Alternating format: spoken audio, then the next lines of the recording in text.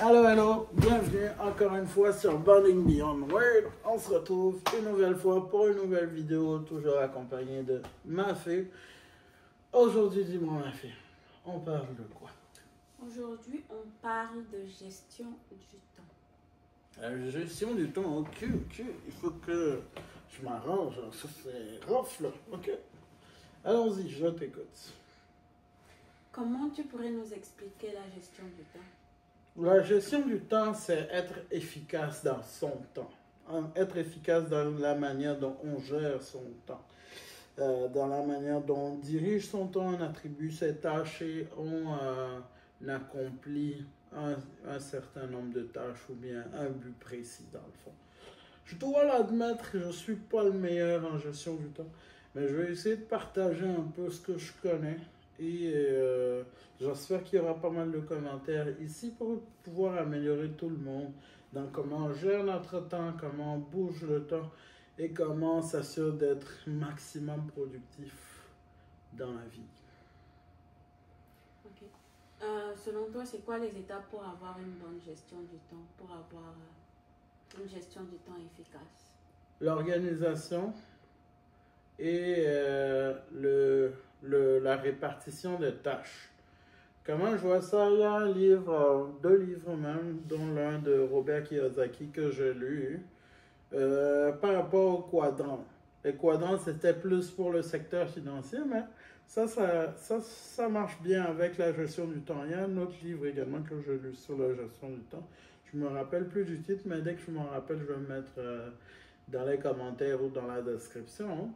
Dans le fond, diviser son temps en quatre. Les tâches importantes et urgentes, les tâches importantes non urgentes, les tâches non importantes urgentes et les tâches non importantes non urgentes. Donc, tu mets le tout dans quatre catégories. Les catégories, la catégorie que tu dois claquer premièrement, c'est importante urgente. Ensuite, non importante mais urgente. Non importante mais urgente, exact. Parce que ce sont les tâches qui te ramènent, qui sont quand même assez urgentes, que tu dois faire le plus tôt possible. Ou bien les non importantes mais urgentes, tu peux les déléguer à quelqu'un.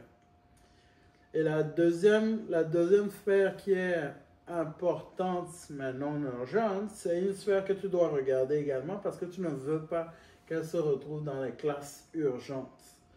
Donc, c'est un peu quelques hacks comme ça pour gérer son temps. Classifier le temps d'une manière que c'est toujours plus facile à voir de un, mais également c'est toujours plus facile à attaquer. On sait où sont les priorités. Même chose, un bon calendrier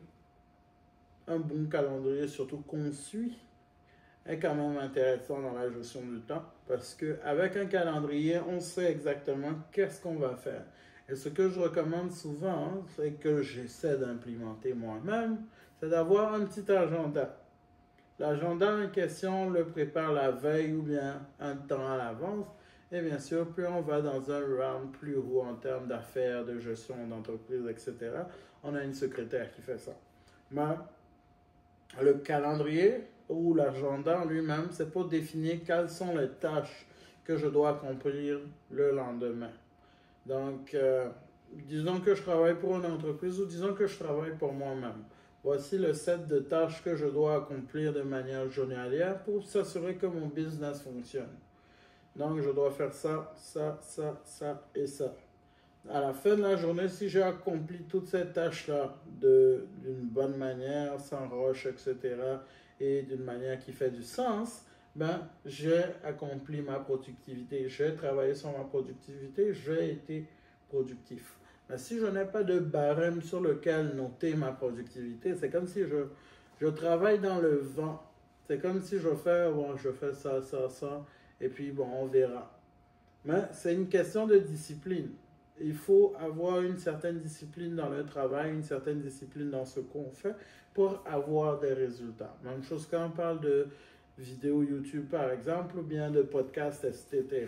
Pour être sûr d'avoir de l'audience, pour être sûr d'avoir du monde, ou bien pour être sûr d'avoir une certaine clientèle, mais il faut une certaine consistency, une certaine périodicité dans la manière dans laquelle tu envoies tes vidéos, dans la manière dont tu envoies ton contenu. Parce que disons que je viens regarder ta vidéo aujourd'hui et je m'attends à ce que tous les 2 jours, tous les 3 jours, j'ai une vidéo de toi. À partir du moment où ce rythme est brisé, j'ai plus ta vidéo, je ne sais pas ce qui se passe. Peut-être après 2, 3 fois comme ça, ben, je ne suis plus intéressé, je passe à autre chose. Ou bien la plateforme sur laquelle on diffuse la vidéo, mais ils voient que le monde ne revienne pas pour ton contenu. Donc ils passent à autre chose également. Ils essaient de les diriger vers autre chose similaire, mais qui est plus périodique ou bien qui est plus intéressant, etc. etc. Donc c'est toujours une question de bien optimiser son temps en général. Et comment on fait pour optimiser son temps sans se sentir submergé? Ça revient à la classification que je donnais tantôt. Il faut classifier les tâches par ordre d'importance. C'est clair que si tu fais ta classification et tout est urgent et important, c'est qu'il y a un problème dans ton truc. Il y a quelque chose qui ne marche pas. Tout ne peut pas être urgent et important en même temps. Il y a certains qui sont prioritaires, non prioritaires. Il y a certains que tu peux déléguer ou non déléguer. Il y a certaines choses que tu peux faire toi-même et il y a certaines choses que d'autres personnes peuvent faire ça et ça n'impactera pas ta priorité, ta performance, pardon. Pour ça, je prends l'exemple d'une entreprise. Disons qu'on a 3 éléments, 2 nouvelles recrues et un top performer.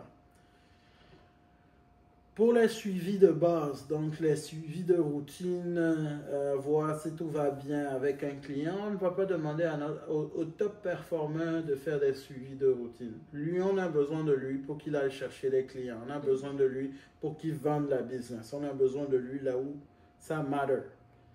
Et au niveau des nouvelles recrues, elles ont moins l'efficacité, l'habileté de closer on the spot, de closer les trucs lourds, parce qu'ils n'ont pas encore assez d'expérience pour. Donc les travaux de suivi, les travaux de découverte, etc., c'est à eux, on donne ça pour build a rhythm, pour construire, mettre les bases. Qu'est-ce qui est bon, qu'est-ce qui n'est pas bon au niveau du service, comment on le fait. C'est vraiment pour construire les bases. Et plus on prend de l'ancienneté, plus on est plus confortable à parler avec du monde, plus on démarche de plus gros clients. Et c'est comme ça qu'on monte petit à petit. Donc c'est toujours une question de privilégier ou de plutôt prioriser ce qui est essentiel, ce qui fait tourner la business, et de maintenant déléguer ce qui est moins essentiel à la business, qui est toujours positif pour la business, mais moins essentiel. Ce qui ramène le pain, ce qui ramène la nourriture, on met maximum focus dessus, donc ce qui ramène l'argent.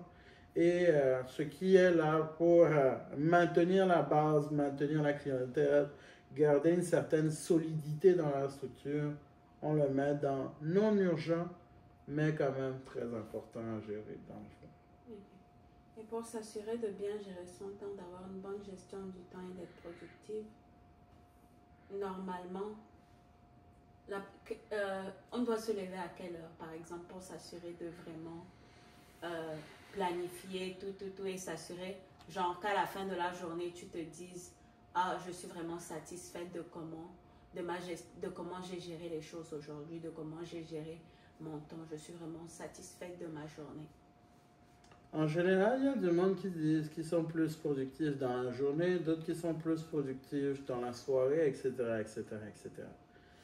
Ce que j'ai remarqué avec les plus performants, avec ceux qui travaillent dur, avec ceux qui ont réussi dans la vie, c'est que plus tu accordes de temps à ton travail, peu importe si c'est le tien, ailleurs, etc., plus tu as la capacité de bien faire. C'est-à-dire, quelqu'un qui prend 5 heures de son temps pour travailler et quelqu'un qui prend 15 heures de son temps pour travailler, à la fin de la journée, ils peuvent avoir fait la même chose, mais toujours dépendamment de la productivité de chacun. Disons que j'ai pris 5 heures de temps, mais j'ai été hautement productif. Donc, tout ce qui était important, je l'ai fait. Tout ce qui ramène le maximum d'argent, je l'ai fait. J'ai pris 15 heures de temps, mais j'ai flâné, j'ai fait ci, j'ai fait ça, je peux même pas me retrouver dans ce que je fais. Et au final, dans la journée, ben, j'ai fait quelque chose, mais je sais pas ce que je fais. Dans les deux cas, le 5 heures de temps est plus productif. Mais donne ce 5 heures de temps extrêmement productif à l'autre de 15 heures. Tu vois, 15 heures extrêmement productif, ça veut dire que ben, tu as plus de capacité de rapporter plus que l'autre personne qui a fait 5 heures. D'où la logique que si on se lève plus tôt dans la journée, on est capable de faire plus dans la même journée qu'une autre personne. Mais c'est toujours une question de productivité. Je peux me réveiller tous les jours à 3 heures du matin et dormir à minuit. Mais si je flâne tout le long de la journée, je n'ai rien fait. Peu importe si je me lève à quelle heure. Je peux me lever à 15 heures tous les jours et me coucher à 20 heures. Mais si pendant ces 5 heures-là que je suis éveillé, j'ai fait du travail extrêmement productif, le reste du temps, je peux dormir ou je peux faire ce que je veux. Donc, c'est pour ça que les heures que tu mets ne sont pas forcément indicatives du résultat qui va sortir, mais les heures productives que tu mets sont représentatives du résultat final. Donc, c'est toujours une question de productivité. Mon père se levait tous les jours entre 4 heures et 5 heures. Et il se couchait tous les jours entre 22 heures et 23 heures. C'était sa routine. Et il était bon. Ah, il était bon dans sa routine. Je ne sais pas comment il faisait ça, mais il était bon. Une soirée où il peut dormir à 1 heure, par réflexe, il va se réveiller toujours entre 4 heures et 5 heures. Et il reprend sa routine exacte. Mais quand même, il avait un repos entre midi et 13 heures, il dormait 30 minutes, 1 heure, avant de poursuivre le reste de sa journée. Quand même, quand même. C'est pas comme s'il travaillait tout le long. Mais la routine était bien prise et il savait exactement qu'est-ce qu'il fait à quelle heure de temps, pendant combien de temps. Il avait 16 heures. Mon père était très croyant. Donc, il avait des heures dédiées pour certaines choses qu'il le faisait tout le temps. Tout le temps. Qu'il pleuve, qu'il neige, qu'il ait un pied cassé, la routine était définie et la discipline était en pointe. C'est le degré de discipline là qui fait qu'on devient meilleur. La discipline qu'on se donne, les contraintes qu'on se donne pour atteindre un objectif, c'est ça qui build le caractère, c'est ça qui crée qui on est vraiment. Donc ce n'est plus dépendant de est-ce que j'ai envie de le faire, est-ce que je veux le faire, hein, est-ce que le temps, hein, je suis fatigué, blablabla, mais plutôt dépendant de est-ce que j'ai la volonté, est-ce que mon objectif, est-ce que ce que je veux atteindre, est-ce que je suis prêt à me battre pour ça? C'est la même chose pour perdre le poids, c'est la même chose pour le travail. On se donne une certaine discipline, on y va à fond et on ne laisse rien de côté. Ah, j'ai mal à quoi? Non, la discipline est là, on continue. Donc, en revenant à ta question, est-ce qu'on doit se lever à une heure précise? Moi, par exemple, en général, je me réveille autour de 7h, 7h30. Ce n'est pas... ça fait longtemps que ce n'est plus un choix. C'est plus un réflexe maintenant. Par réflexe, je me réveille tout le temps à la même heure. Que je travaille ou que je ne travaille pas, je me réveille toujours à la même heure. Donc, c'est plus une question d'habitude maintenant et plus une question de qu'est-ce que je fais pendant ces heures où je suis éveillé. Si je m'éveille et puis la première chose, Facebook, X, TikTok, je ne suis en rien productif. Je fais juste du nonsense. Je fais juste rien qui m'apporte de quoi de valuable. Mais si dans cette même logique, moi, mon travail, c'est de créer du contenu sur les réseaux sociaux ou bien d'absorber le maximum de connaissances pour pouvoir le ressortir d'une certaine manière, les heures où je me lève et je suis en train de regarder, c'est productif parce que je transforme ça en travail, dans le fond. Je transforme ça en prise de connaissance pour préparer autre chose. Mais dès le moment où ce que je fais n'est que distraction, à partir de là, je ne suis pas productif. Donc, c'est viser la productivité au maximum pour être sûr de sortir du résultat, mais pas n'importe quel résultat, du bon résultat. Ok. Donc, peu importe à l'heure où tu te réveilles, 6 heures, 5 heures ou par exemple 10, 11 heures, ça n'a vraiment pas d'importance. L'essentiel, c'est vraiment ce que tu fais dans la journée qui va déterminer comment tu as su gérer ton temps, si tu as bien géré ton temps ou si tu n'as pas bien géré ton temps. Exact.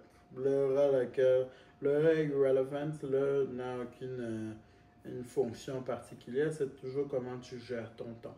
Alors, si tu veux maximiser ton temps, dès le moment où, hein, si tu te lèves entre 10 heures, tu travailles entre 10 heures et 17 heures, hein, et que tu es maximum productif, ça veut dire que si tu t'étais levé à 5 heures, hein, et que tu étais tout autant productif, tu serais encore mieux. Mais à partir du moment où tu n'as pas encore atteint ce pic de productivité, hein, peu importe quand tu te lèves, quoi, ça changerait. Ok. Et comment on arrive à mesurer ou comment on arrive à quantifier, par exemple, si on a été productif dans la journée ou si on a bien su gérer notre temps? En fonction de la tâche qui est à accomplir. Sans but, si tu n'as pas de but, si tu n'as pas d'objectif, tout ce que tu fais, c'est pour rien.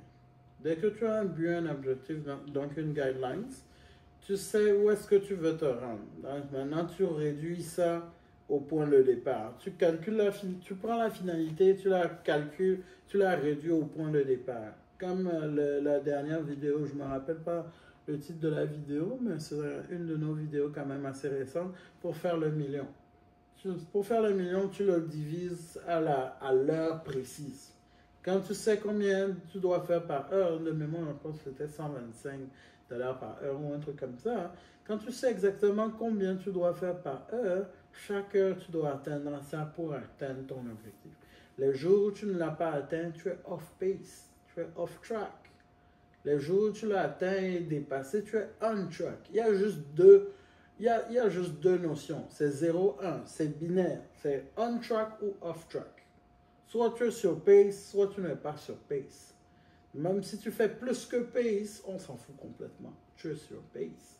Si tu fais moins que pace, même si c'est de 0.1, 0.2, tu es off pace. Donc c'est juste binaire.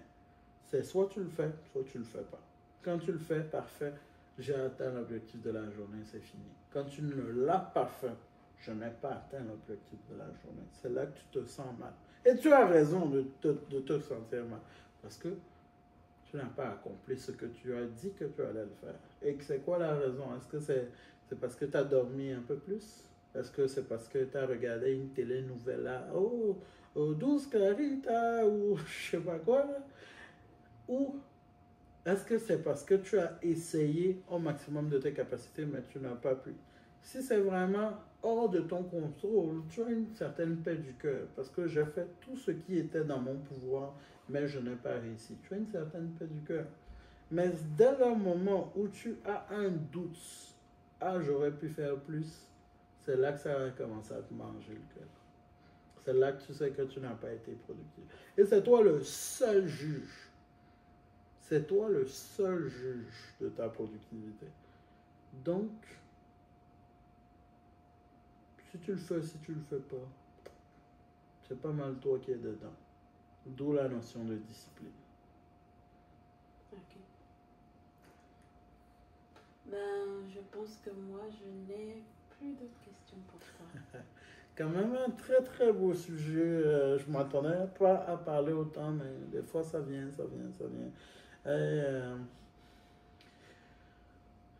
Très très beau sujet. On va réfléchir si on va faire une deuxième partie.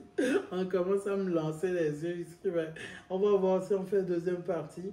Toi, est-ce que tu as un point à ajouter par rapport à la notion de discipline, de travail, de discipline aujourd'hui? Pas vraiment, je pense que tu as vraiment tout dit, il n'y a rien à dire, rien à ajouter. Peut-être on va faire une deuxième partie. On va essayer de dig un peu, là. Je rigole.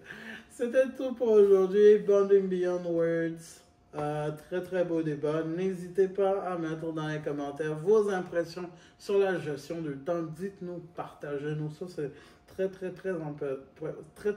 important, pardon, pour qu'on puisse savoir nous tous, pour qu'on puisse avoir des notions par rapport à la gestion du temps et maximiser notre temps le mieux possible. Aujourd'hui, dans le monde en général, le plus gros problème, c'est la productivité. Comment on est productif le mieux possible tout en gérant de la meilleure façon notre temps. Et encore une fois, la productivité, ce n'est pas juste travailler, mais on peut être productif en passant du temps avec sa famille, on peut être productif en s'accordant 1 minute pour respirer, on peut être productif en se reposant. On ne travaille pas comme une bête, c'est facile à dire, hein? Je vois, on m'envoie des regards. Mais oui, le repos, des fois, ça fait partie de la productivité. C'était tout pour aujourd'hui. Bonding Beyond Word. On se retrouve, pardon, la prochaine fois pour une nouvelle vidéo. Peace.